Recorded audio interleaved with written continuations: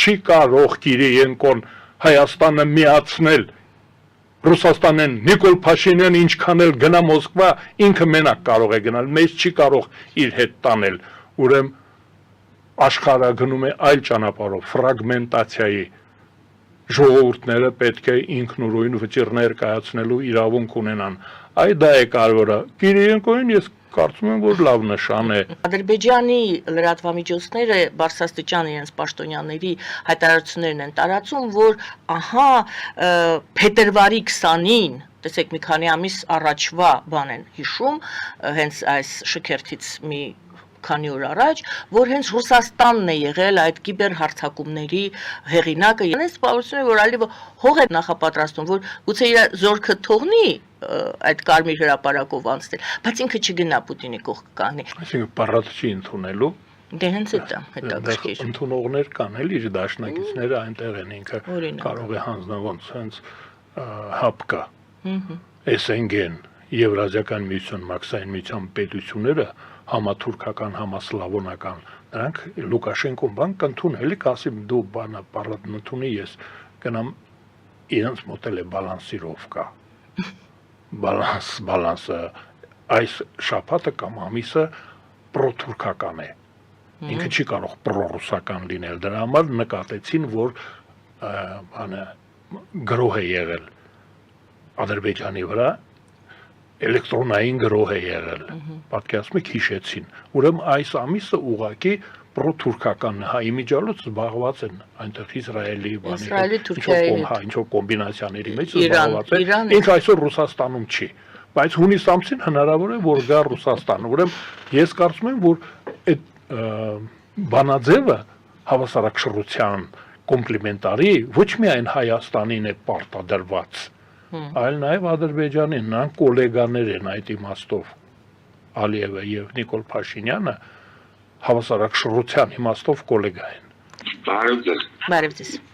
ձեզ։ Ես ուզում եմ հարցնել, ինչ ժամանակին Լևոնի ժամանակով դեպուտատ էր, այն ժամանակ ավելի օնտեր էր Հայաստանը գալի գնում ենք, տեսնում ենք էլի, բավական է լավ Նիկոլին փնով են Այն ժամանակ ես Էջմիածնից եմ,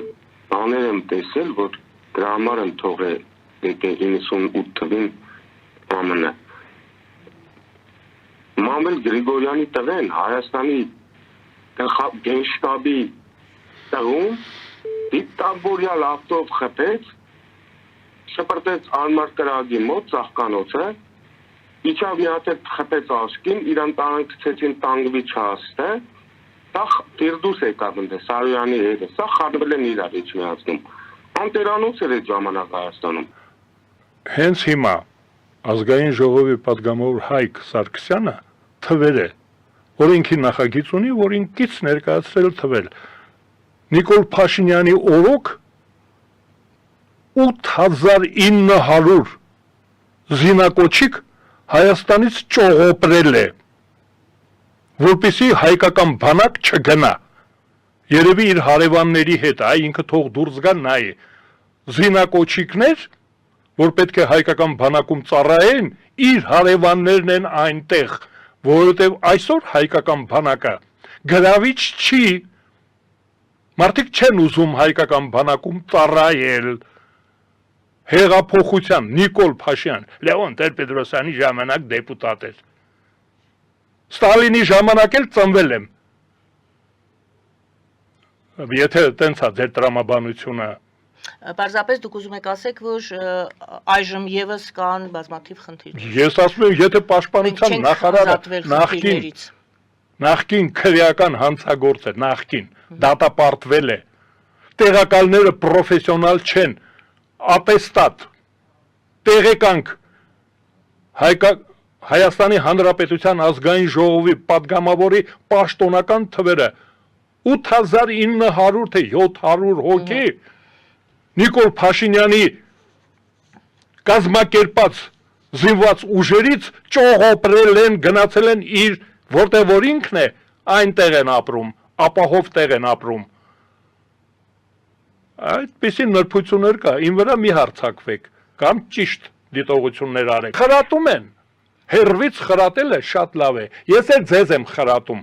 Եկեք այստեղ ինձանից լավ արեք։ Այստեղ ինձանից լավ արեք։ Իրականում ժողովուրդը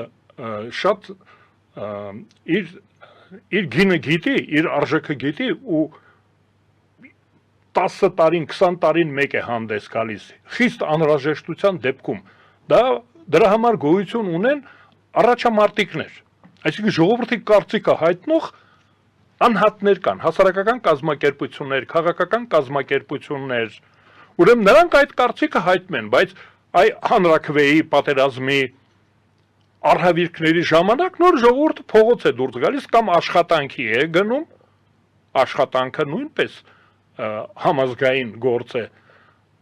Այսինքն ժողովրդին նես մի արեք էլի, որ ժողովուրդը ձեր ասացի մեջ ես տեսնում եմ որպես բան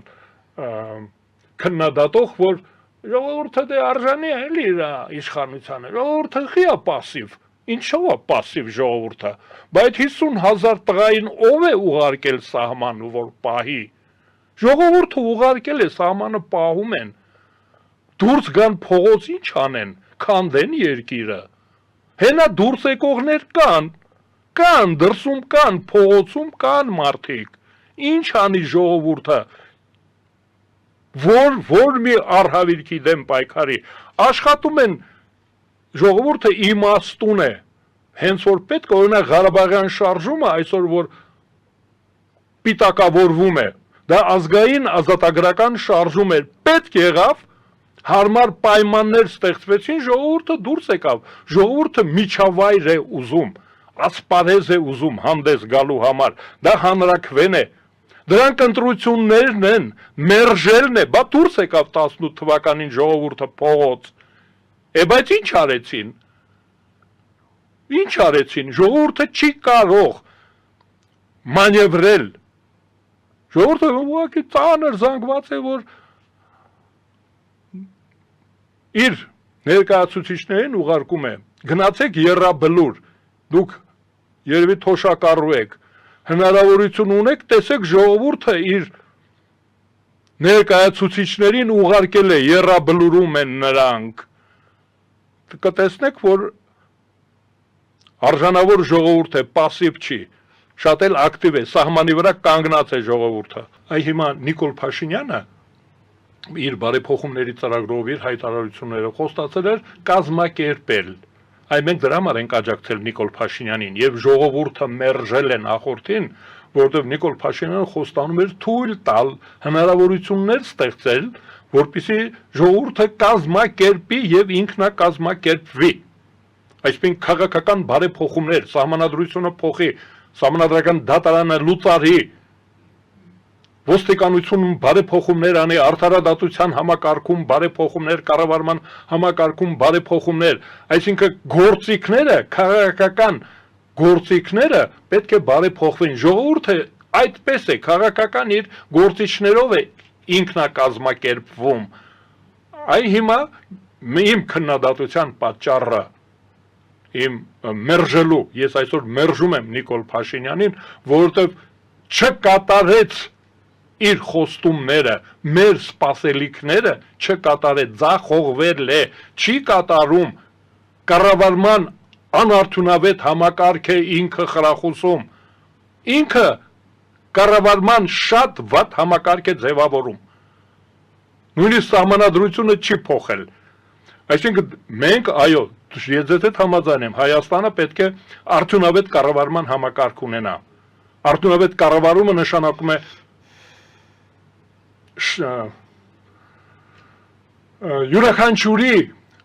յուրաքանչյուրը պետք է զբաղվի իր գործով,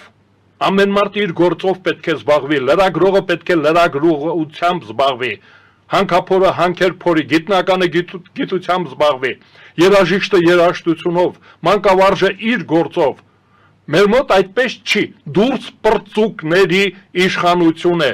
դրա համար էլ մեր մոտ այսօր լավ չեն, որ ասում է, ես Ղարաբաղի հարցը կլուծեի, այդպիսի լուծումը Միասնիկյանը լուծել է, Խանջյանը լուծել է, այդ լուծումը, որը որ Նիկոլ Փաշինյանը լուծեց, Լենինը, Ստալինը, Աթաթուրքը, դրանք բոլորը այսպես լուծել էին, մեր նախորդ սերունդը կամ ձեր սերունդը, ես չգիտեմ, իմ սերունդը Ղարաբաղի հարցին այլ լուծում տվեց։ Ղարաբաղը մերն է, գնաց միացրեց, գնացինք զենքը ձեռքներից ազատագրեցինք Ղարաբաղը։ Դա էր լուծում։ 30 տարի Ղարաբաղի հարցը լուծված էր հայ ժողովրդի օգտին։ Հիմա Նիկոլ Փաշինյանը եւ իր գործընկերները Լենինը, Աթաթուրքը, Ստալինը, Խրուշչովը, Բրեժնևը, Կիրիենկոն, Չեռնենկոն, Գորբաչովը այլ լուծում էին տվել, որի տակ ստորագրեց Նիկոլ Փաշինյանը։